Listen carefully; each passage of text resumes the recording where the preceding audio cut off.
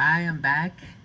Let's look at the foods with more carbohydrate slide. Starches and breads. These are absolutely some big heavy hitters um, with a lot of carbohydrate that help raise our blood sugar. We're definitely not saying you can't have any of these, but uh, this is where the awareness and knowing how much, at the very least, know how much, and then you're an adult, you get to make the decision of whether or not you eat it or not. And then you'll be able to try to balance out, a meal with more carbohydrates. Starches and breads. Uh, think of anything made from white flour or wheat flour, uh, from bread, flour tortillas, crackers.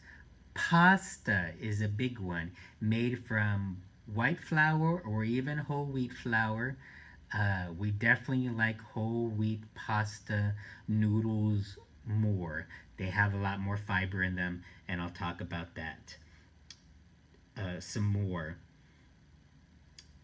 Even whole wheat bread, just because a bread is browner doesn't mean it's a free food and we get to eat as much of it as we want. Again, it has to do with that fiber, which I'll talk about in just a little bit. Also, rice.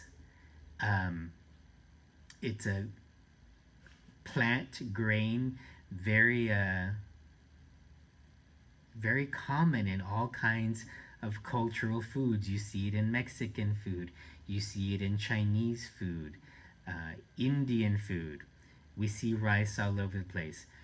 This is a really high carb food, uh, higher carbohydrate than potato and corn. Uh, Fruits and milk are a high carbohydrate food, but I don't think they contribute as much to our difficulty in managing diabetes and trying to lower our blood sugar. Unless you're a big milk drinker, I know some families have some big milk drinkers, or consume a lot of fruit. That's why fruit juice is so high carbohydrate, because uh, it takes up several pieces of fruit to create a glass of juice. Look, I think they are helpful they can be helpful in a balanced meal plan, but if your blood sugar is high, these are foods that will probably increase your blood sugar, and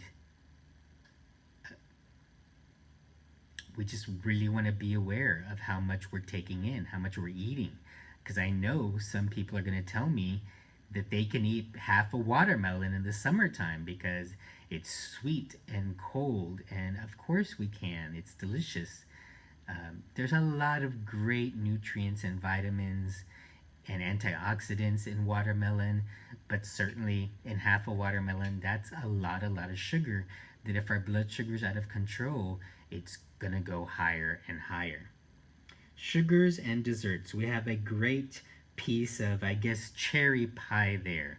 So let's think about that cherry pie. You see a crust on the top and the bottom. That's going to be made with white flour, probably. And there may be some sugar mixed in with that pie crust, too. And then the cherries are a fruit. They're a great fruit. But they probably come from a can. So the fruit is a carbohydrate by itself. And then they come from a can, or even when you make a pie, you put some sugar on them too. So now we just have we have fruit and flour and sugar. We have several different kinds of carbohydrates in this pie. And I would really point to the sugars and desserts. Uh, Regular sodas come to mind, regular fruit punches, sweet tea, and even Gatorades come to mind in the sugars and dessert part. These are high amounts of sugar, no real other nutrients like protein or fat, but certainly enough carbohydrate to raise our blood sugar. And it's not even food, so we're probably not even getting full off of it. I'm going to talk about foods with less carbohydrate next.